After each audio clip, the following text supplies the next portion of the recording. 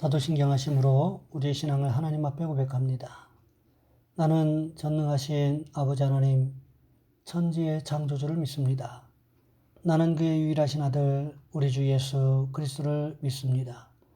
그는 성령으로 잉태되어 동정녀 마리아에게서 나시고 본디오 빌라도에게 고난을 받아 십자가에 못 박혀 죽으시고 장사된 지 사흘 만에 죽은 자 가운데서 다시 살아나셨으며 하늘에 오르시어 전능하신 아버지 하나님 우편에 앉아 계시다가 거기로부터 살아있는 자와 죽은 자를 심판하러 오십니다.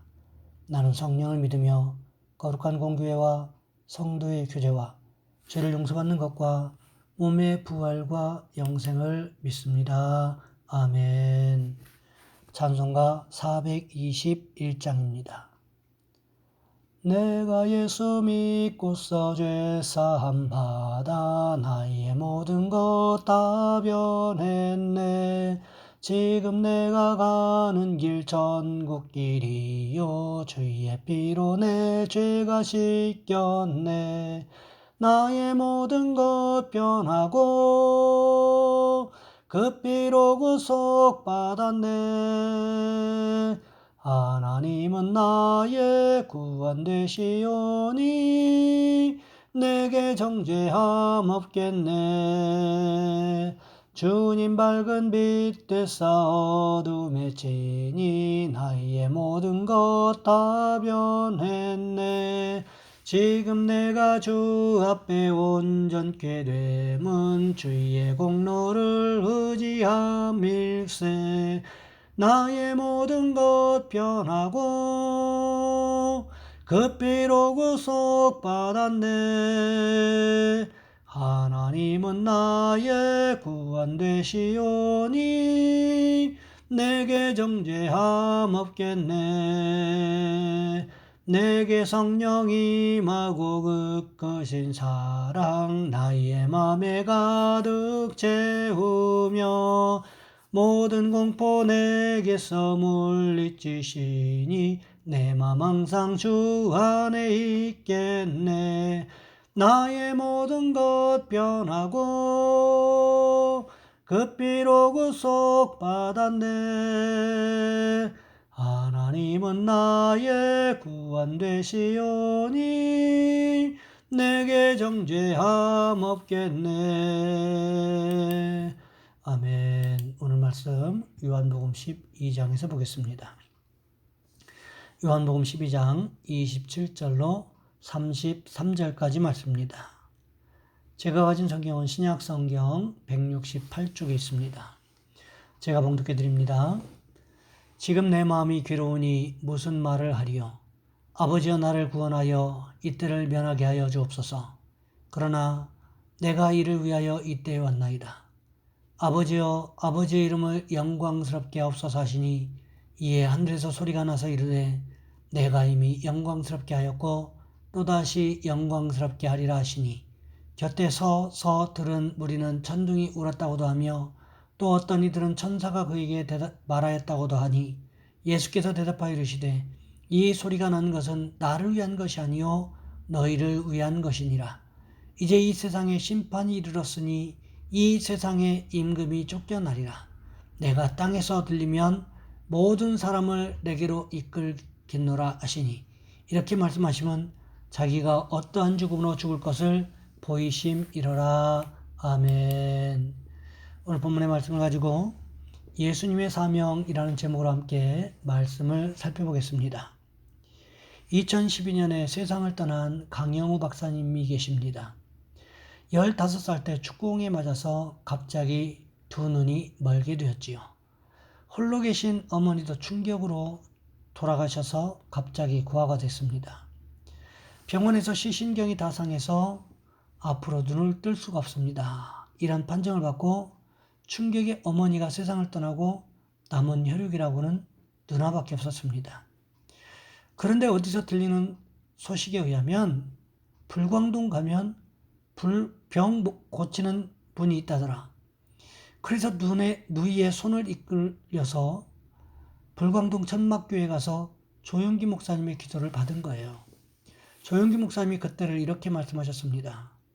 웬 아이가 앞을 보지 못하는 아이가 아주 그냥 꾀죄죄하고의 거지 같은 꼴로 누이의 손을 붙잡고 왔는데 콧물은 줄줄 흐르고 옷은 꾀죄죄하고 천막에 있는 사람들이 다 힘들고 어려운 삶을 살았는데 걔를 보니까 나는 꼭 거지 왕초 같구나 이런 생각이 들었다는 거예요. 와서 기도를 받았는데 눈이 떠지질 않았습니다. 그런데 주님의 은혜로 영적인 눈이 띄어졌습니다. 그 후로 하나님의 은혜 가운데 그는 앞을 보지 못하는 맹인이었지만 연세대학교에 들어가서 교육학과를 졸업하고 미국 피츠버그 대학에 가서 교육학 박사학위를 받고 미국에서 교수가 되었고 이민 1세로 미국에 들어가서 부시 행정부에 들어가서 2번 연임해서 7년 넘게 국가장애인의원회 정책 차관보를 지냈습니다. 그는 수많은 사람들에게 희망을 주는 하나님의 귀한 일꾼으로 살다가 천국에 가셨습니다. 믿음을 가지면 이런 일이 일어난다는 거지요. 비록 앞을 보지 못해도, 비록 가난해도, 비록 고아라고 할지라도, 비록 가진 것이 없어도 하나님께 영광을 돌리려는 믿음 하나만 가지면 우린 모든 상황을 이길 수 있게 된다는 것입니다. 우리 한 사람 한 사람에게는 주님께서 주신 사명이 있습니다. 이 사명은 우리가 이 땅에서 살아가야 하는 이유가 되고 목적이 된다는 거지요. 오늘 본문에도 보시면 우리 주님조차도 사명을 따라 이 세상에 오셨고 이 세상을 살아가고 계셨던 것을 볼 수가 있습니다. 제자들은 예수님께서 예루살렘 성에 들어가시기만 하면 즉시로 왕이 될 것이라는 기대감이 있었습니다. 그랬기에 예루살렘 성으로 가는 도중에 서로 누가 큰 자리를 차지할 것인가를 두고 옥신각신 다툼이 벌어지고 성경에 치맛바람에 대한 기록이 있지 않습니까? 하지만 예수님께서 예루살렘 성에 들어가시는 목적은 왕이 되기 위한 것이 아니었다는 것입니다. 예수님께서 예루살렘 성에 들어가신 목적은 십자가에 매달려 처참한 모습으로 사형집행 당하기 위해서 들어가셨다는 거지요. 예수님께서 한 알의 밀알에 대해 말씀하셨습니다. 한 알의 밀이 땅에 떨어져 죽으면 많은 열매를 맺는 것처럼 자신이 십자가에서 죽으면 많은 사람의 죄 문제가 해결된다는 것을 아셨습니다. 그럼에도 불구하고 십자가를 생각하기만 하면 예수님의 마음이 너무 괴로우셨다는 거지요. 그럼에도 불구하고 우리 주님 어떻게 말씀하십니까? 오늘 본문 27절 말씀해 보시면 이렇게 기록하고 있습니다. 지금 내 마음이 괴로우니 무슨 말을 하리요? 아버지여, 나를 구원하여 이때를 면하게 하여 주옵소서. 그러나 내가 이를 위하여 이때에 왔나이다. 여러분, 우리는 이 말씀을 잘 읽어야 할 필요성이 있습니다. 언뜻 잘못 읽으면 예수님께서도 십자가를 지기 싫어하셨구나 이렇게 이해할 수도 있습니다. 하지만 결코 그렇지 않다는 것입니다. 우리 주님 이제 십자가를 앞에 두고 이제 며칠이 지나면 처참한 몰골로 자신이 십자가를 지고 사람들의 저주거리가 되어야 한다는 사실을 알고 계셨습니다. 그렇게 예수님께서 십자가를 목전에 두고 두려워하셨습니다. 마음이 흔들리고 있다는 사실을 인정하셨습니다. 그렇다고 해서 십자가를 피해 도망가지는 않겠다고 말씀하고 계십니다. 그러면서 오늘 본문 28절 말씀해 보시면 이렇게 기록하고 있습니다. 아버지여, 아버지의 이름을 영광스럽게 하옵소서 하시니 그러자 하늘에서 들려오는 응답이 있었습니다. 이에 하늘에서 소리가 나서 이르되 내가 이미 영광스럽게 하였고 또다시 영광스럽게 하리라 하시니 여러분, 십자가를 지는 것으로 끝나는 것이 아니라 십자가를 통하여 하나님의 이름이 영화롭게 된 것, 영광을 받도록 하는 것이 우리 주님의 사명이셨다는 것입니다. 그 말씀이 끝남과 동시에 하늘로부터 들려오는 소리가 있었는데 하나님께서 이미 예수님을 통하여 영광을 받으셨고 마지막 십자가의 사역을 통해서 하나님께 영광을 돌리는 일이 일어나게 될 것이라고 말씀하고 계신다라는 거지요. 예수님께서 십자가에서 돌아가시는 순간 가장 기뻐할 대상이 누구였을까요? 그것은 단연코 사탄이었을 것입니다. 사탄은 예수님께서 하나님의 아들이신 예수님께서 죽는 것으로 끝난 줄로 생각했다는 거지요. 예수님 이전에 죽음의 권세를 이긴 사람은 어느 누구도 없었습니다. 죽음은 곧 파멸을 의미하고 죽음은 곧 인생의 끝을 의미하기 때문에 그렇습니다. 죽음의 화살은 모든 사람에게 예외가 없었습니다. 어느 누구도 죽음을 피할 수는 없었습니다. 죽음과 맞서 싸운 사람도 없었고 죽음과 맞서 싸워 이길 수 있는 사람도 없었습니다.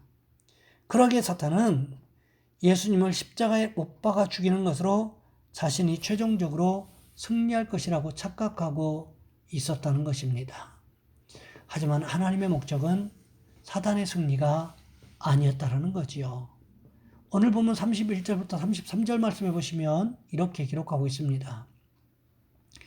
이제 이 세상에 대한 심판이 이르렀으니 이 세상의 임금이 쫓겨나리라. 내가 땅에서 들리면 모든 사람을 내게로 이끌겠노라 하시니, 이렇게 말씀하시면 자기가 어떠한 죽음으로 죽을 것을 보이심이로라. 예수님의 죽음으로 세상은 심판을 당한다는 것입니다. 누가 심판을 당하는 것일까요? 이 세상의 통치자. 그것이 누구일까요? 바로 세상의 임금이라고 하는 사단을 이야기하는 것입니다. 예수님의 죽음으로 사단이 자랑하는 최고의 무기인 죽음이 심판을 당하게 되고, 결국 죽음은 예수님의 부활로 무기력하게 될 것이라고 말씀하고 계신다는 거지요. 예수님께서 자신이 십자가에서 죽는 것으로 끝나지 않는다는 사실을 이미 알고 계셨습니다. 그러기에 주님 말씀하시지요. 내가 땅에서 들리면. 무슨 뜻입니까? 사망 권세가 예수님을 영원토록 가두어 주지 못할 것을 말씀하고 계시지요. 땅에 있는 무덤으로부터 다시 살아나실 것, 부활하실 것을 말씀하고 계시는 것입니다. 이것이 우리와 무슨 상관이 있는 것일까요? 우리가 사단을 두려워하지 않을 수 있는 이유가 된다는 것입니다. 세상 사람들은 귀신을 두려워하고 귀신을 섬겨야 하는 대상으로 생각하지만 우리 그리스도인들은 어떻습니까? 귀신을 두려워하지 않습니다. 귀신을 섬기지 않습니다.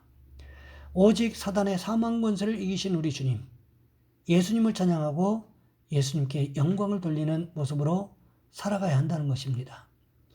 우리 스스로는 결단코 사단을 이길 수 있는 권세가 없습니다. 우리는 육신적인 존재이고 사단은 영적인 존재이기 때문에 그렇습니다. 하지만 우리가 영적인 존재인 사탄을 이길 수 있는 방법이 있는데 그것은 오직 예수 그리스도의 이름으로만 가능하다는 것입니다. 가끔씩 영화에 보면 신부가 귀신을 물리치기 위해서 성수를 뿌리고 십자가를 잡고 힘들게 씨름하다가 간신히 이기는 장면들이 나오는데 이것은 성경적인 모습이 아닙니다. 사단은 성수를 뿌리고 십자가를 붙잡고 있다고 해서 이길 수 있는 것이 아니라 오직 예수 이름으로만 이길 수 있다는 것입니다. 왜 그렇습니까? 예수님의 사명이 바로 십자가를 통하여 사단의 권세를 꺾고 승리하는 것이기 때문에 그렇습니다. 그러하기에 우리는 영적인 자유함을 누릴 수가 있다는 것입니다. 바라기는 날마다 예수 그리스도의 이름을 힘입어 영적으로 육적으로 자유함을 누리시는 축복이 있으시기를 주님의 이름으로 부탁을 드립니다. 이 시간 우리 한 목소리 함께 기도하겠습니다. 주님, 우리도 십자가에 죽으시고 부활하신 주님을 바라보게 도와주옵소서. 주님의 능력을 힘입어 세상을, 사단을 이길 수 있게 도와주옵소서. 또 우리의 가정과 직장과 사업장을 위해서, 교회 사역을 위해서 이 시간 우리 주여 한번 간절히 부르신 후에 한 목소리 함께 기도하겠습니다. 주여, 사랑의 하나님, 우리를 도와주시기를 원합니다.